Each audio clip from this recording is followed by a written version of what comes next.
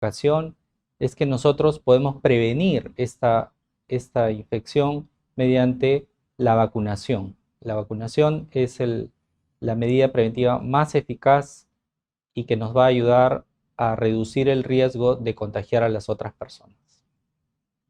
Bien, muchas gracias, doctor.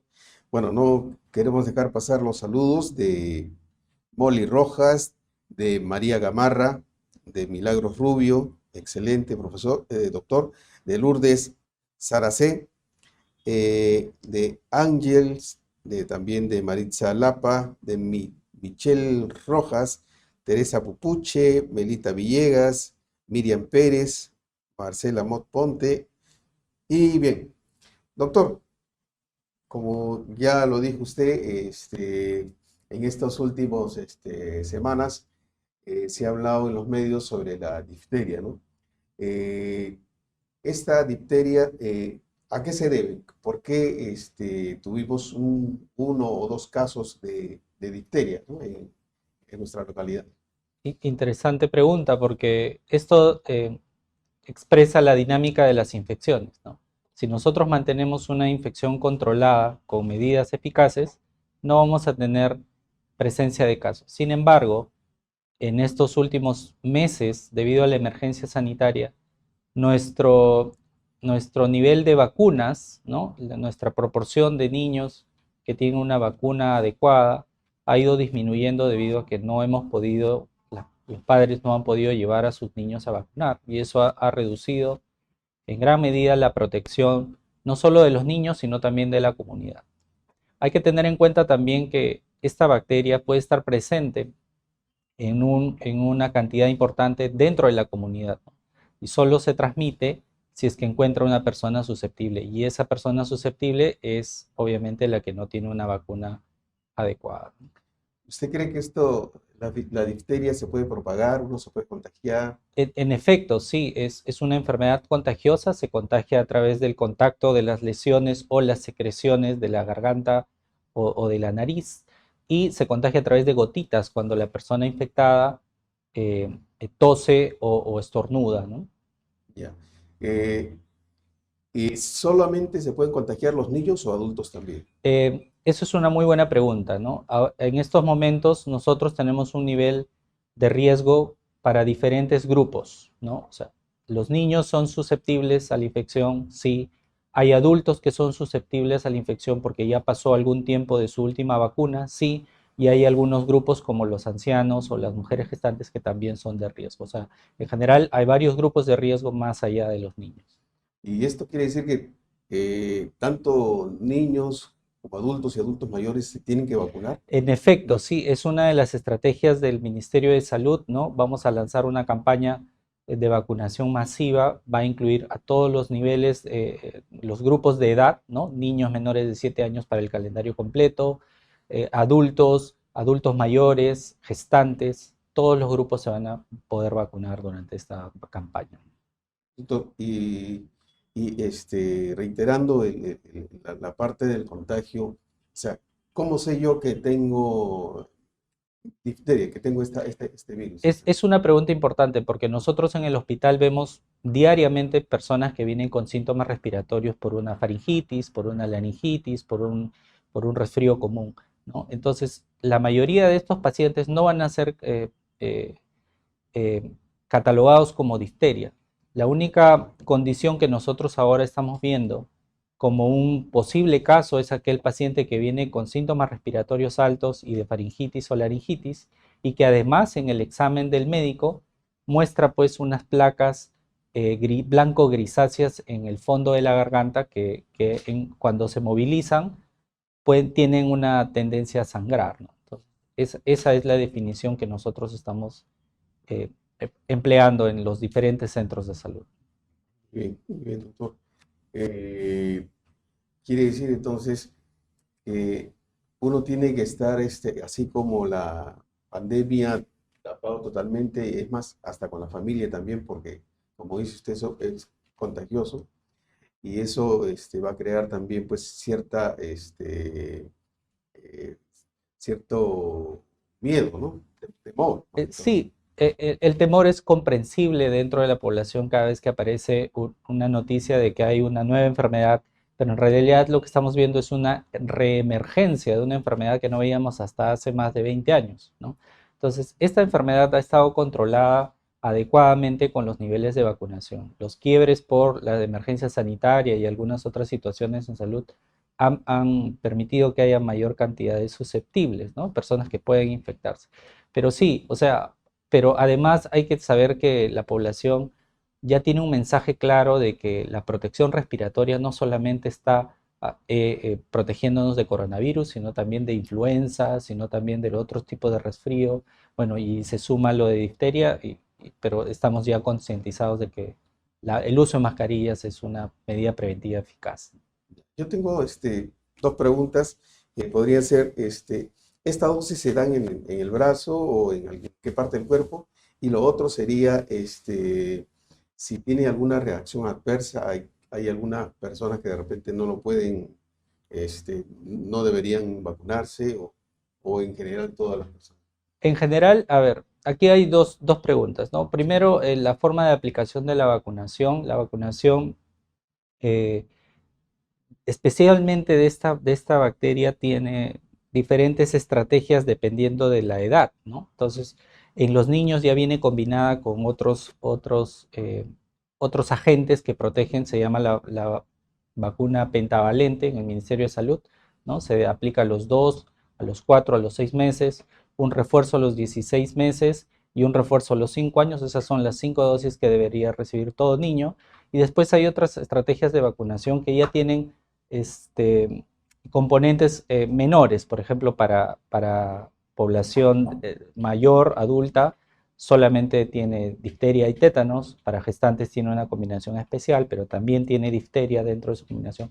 Todas se aplican intramuscular.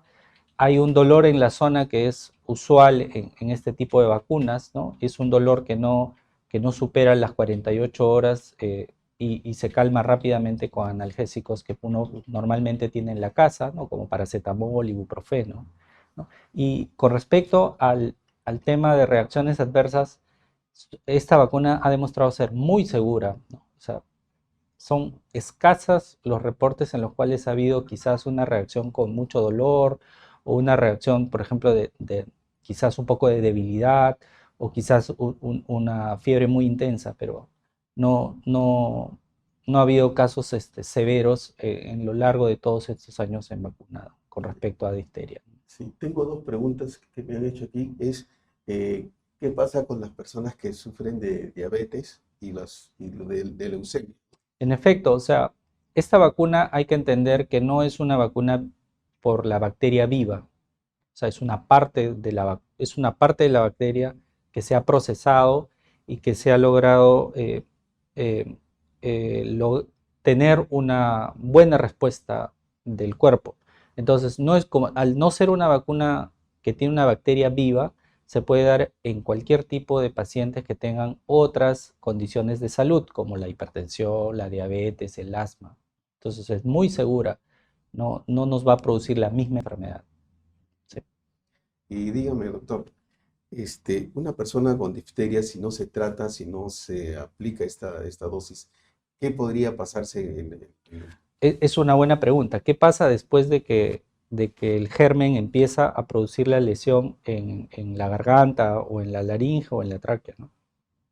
Aquí hay que entender que la propia progresión de la infección va a producir estas membranas que nosotros vemos en la garganta, van a llegar hasta la parte de la tráquea, los bronquios, puede producir sofocación, ¿no? Y esta sofocación va de la mano pues con problemas respiratorios. Pero además, esta bacteria produce una toxina.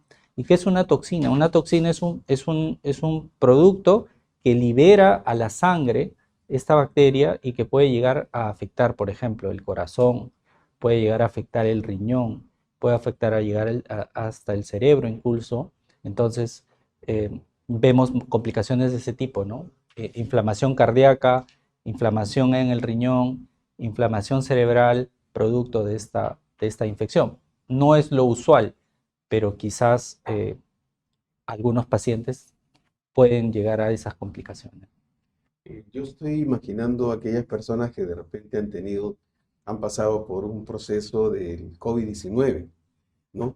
Imagínense, ya se vuelven inmunes a esta Eh, enfermedad. es una excelente pregunta porque ¿qué pasa si yo ya tuve COVID y sospecho que tengo difteria? De todas maneras, tengo que aplicar las medidas de prevención, vacunación, y si es que tengo esta producción de estas lesiones en la garganta, que me tomen una muestra para ver si realmente estoy haciendo esta difteria.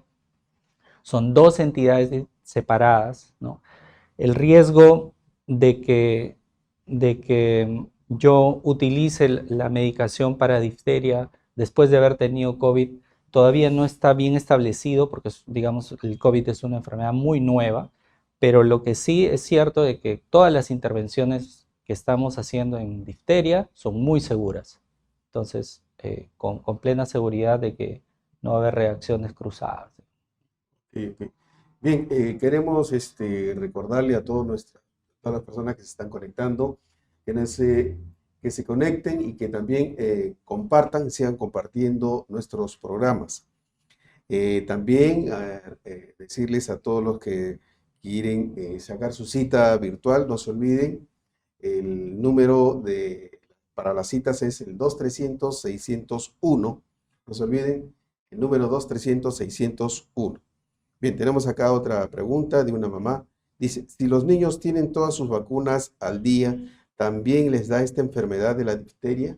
Es una excelente pregunta y hay que felicitar a las madres que, a pesar de todas las dificultades que hemos tenido en estos meses, cumplen con su calendario de vacunas. Si el niño tiene al menos las 5 dosis que nosotros hemos descrito, y las volvemos a repetir, que es a los 2 meses, a los 4 meses, a los 6 meses, un refuerzo a los 16 meses o 18 meses y un refuerzo alrededor de los 5 años, si tenemos estas 5 dosis, nosotros tenemos la plena seguridad de que nuestro niño está protegido, ¿no?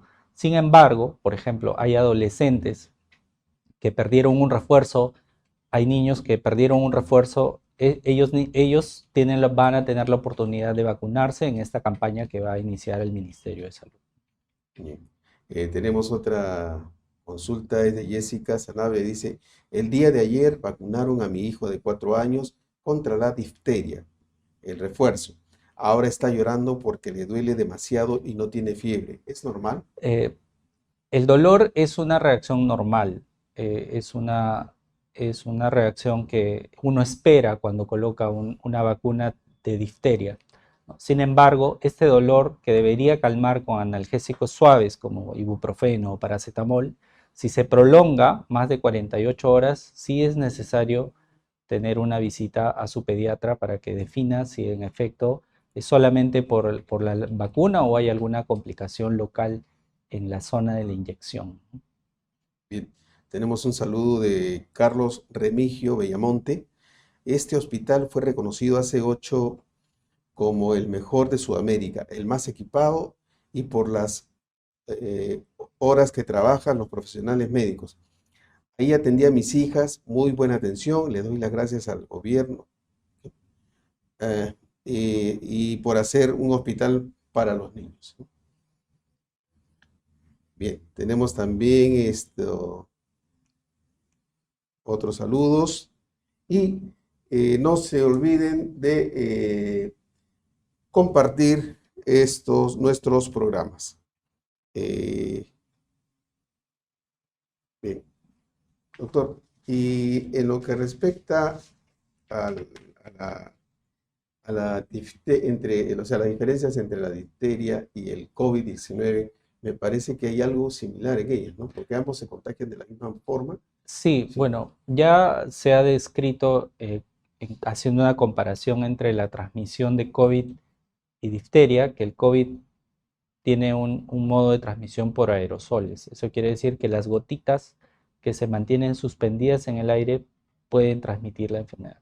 En difteria, la cosa es más relacionada a las gotas, ¿no? Las gotas pequeñas, porque obviamente una bacteria es un poco más grande que un virus. Entonces, se transmite por gotas, se transmite eh, por contacto directo, ¿no? El COVID se transmite por aerosoles. La diferencia clínica, o sea, cuando uno plantea los síntomas del paciente, en COVID casi no hay compromiso de la garganta con estas placas, con esta secreción en la garganta. Pero sí en difteria vemos la formación de unas placas blanco-grisáceas muy sangrantes cuando uno las toca y dolorosas, ¿no? Es la Mm, diferencia. bien. Tenemos acá la pregunta de Flor Talía.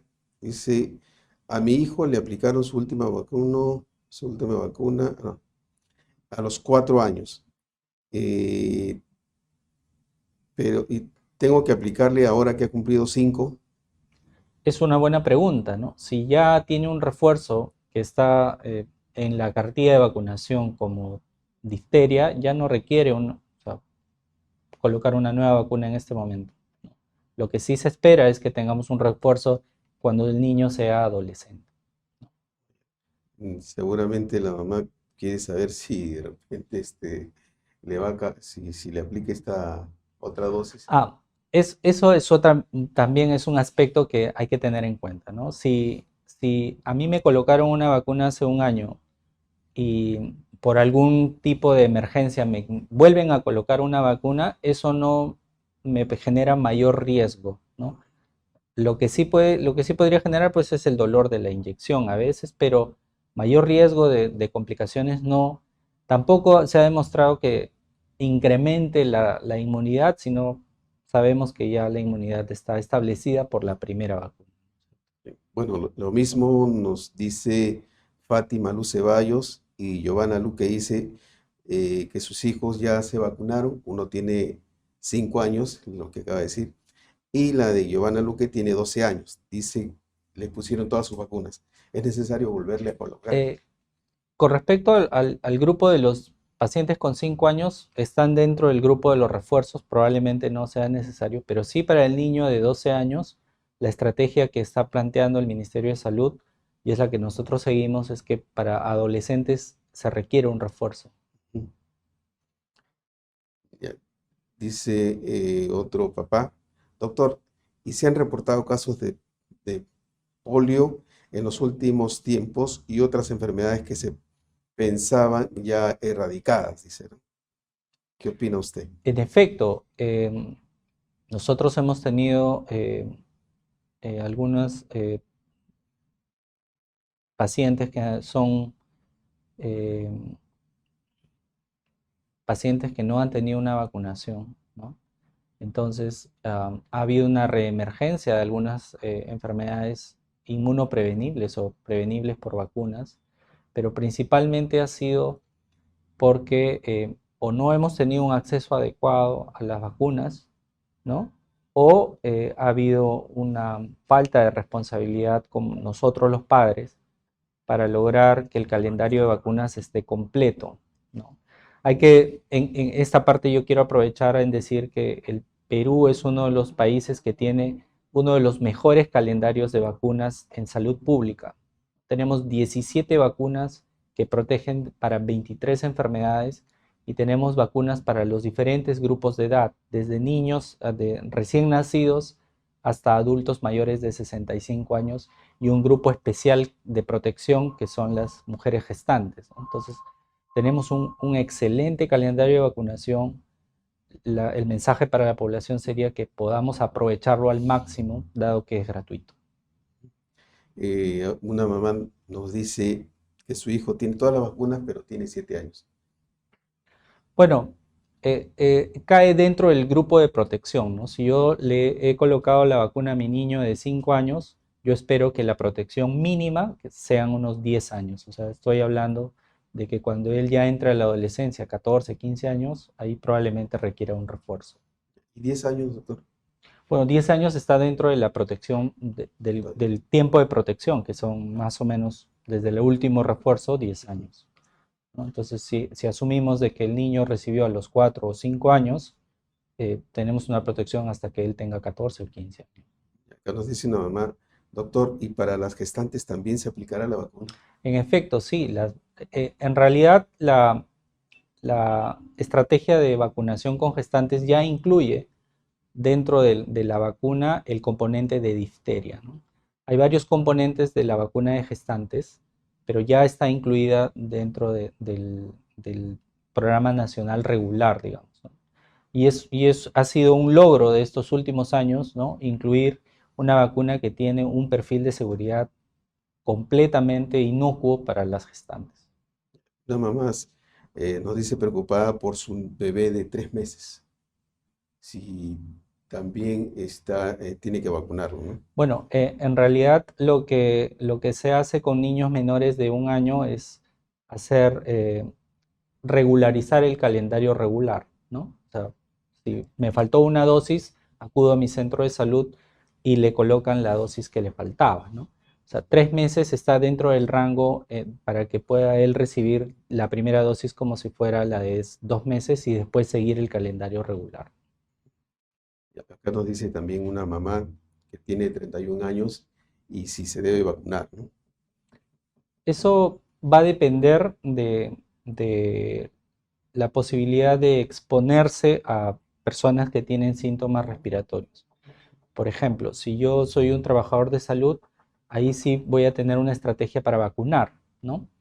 Pero si es una trabajadora de una oficina o algún otro lugar donde no hay posible contacto, las posibilidades son pequeñas, así que va a depender más de un análisis caso por caso. Esto, parece que hay personas que recién se están conectando, doctor, y quieren saber qué es la difteria y cómo detectar y sus consecuencias. Sí, Podemos hacer un sí, resumen rápido, sí, ¿sí? sí, reiteramos.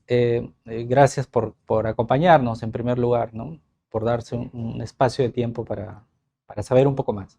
Ok, la difteria es una enfermedad infecciosa que se produce por el contagio, ¿no? Respiratorio a través de gotas o contacto con las secreciones de la boca, de la garganta, de una persona infectada hacia una persona susceptible. Esta infección va a llegar a la zona de la garganta y va a empezar a producir una inflamación que con los días va a hacer notar una presencia de unas membranas, como si fuera una costra blanco grisácea, ¿no? Que sangra fácilmente. Esta costra blanco grisácea puede no solo estar en la garganta, sino también extenderse hacia la tráquea, los bronquios. Esta enfermedad también puede tener complicaciones a nivel de cardíaco, a nivel del riñón, a nivel del cerebro, ¿no? Y los síntomas principales son pues los síntomas muy parecidos a cualquier infección respiratoria superior, como dolor de garganta, tos, un poco de secreción por la nariz, fiebre, puede haber fiebre también, dolor al momento de tragar los alimentos, puede haber presencia de ganglios cervicales, ¿no? Y casi algunas de las enfermedades ya que estamos viendo tienen esa misma presentación, ¿no? Dolor, fiebre, malestar, eh, pero lo que hace diferente la difteria es la presencia de estas placas blanquecinas en la garganta, ¿no? Sí. Eh, bien, doctor, acá me preguntan si la dosis, o la vacunación para la difteria viene a partir de cierta edad o puede ser desde un recién nacido hasta un adulto mayor. Ah, en realidad lo que se va a hacer es una vacunación para diferentes grupos de edad, ¿no? O sea, vamos a incluir niños menores de 7 años para completar el esquema de vacunación regular si es que no lo tienen. Adolescentes y adultos para hacer algunos refuerzos específicos. Adultos mayores también y población de mujeres gestantes. Con respecto a la pregunta de a partir de qué edad podemos vacunar, las recomendaciones de vacunación específicamente para difteria, que está incluida dentro de la vacuna pentavalente del Ministerio de Salud, es los 2 meses, ¿no? A partir de los 2 meses de edad, 4 meses, 6 meses, 18 meses y después el refuerzo a los 4 o 5 años. Mm, bien. En total necesita el niño para estar protegido las 5 dosis. Pero, y en sí, todos los adultos de todas maneras tenemos que vacunarnos para prevenir esta Eh, enfermedad. Mientras más vacunados va a ser mejor. O sea, de hecho que la recomendación de vacunación universal sería lo ideal. Sin embargo, hay que tener en cuenta que vacunar a toda la población es un esfuerzo extremadamente grande, sobre todo en estos tiempos, ¿no? Yo yo pienso que el Ministerio de Salud, con la estrategia que tiene de vacunar a los más susceptibles, que son los niños, y el refuerzo a los adolescentes y a los grupos de riesgo, ¿no? Como adultos mayores o gestantes, vamos a tener una gran cobertura y reducir el riesgo de expansión de esta bacteria. ¿Cómo distinguir? Acá tengo un papá, Gustavo, dice, ¿cómo distinguir las placas en amígdalas por difteria de un amigdalitis estoxiciclónica? En realidad lo que pienso que quiso decir es estreptocócica, ¿no? Ujú. La amigdalitis estreptocócica es una amigdalitis con pus, ¿no? Con una pus que es más fluida, que no se pega mucho a las paredes de la garganta. La amigdalitis por difteria crea una placa prácticamente, como si fuera una costra, ¿no? Grisácea, dolorosa y que al removerla un poco sangra. La amigdalitis por estreptococos puede producir más que todo pus, ¿no?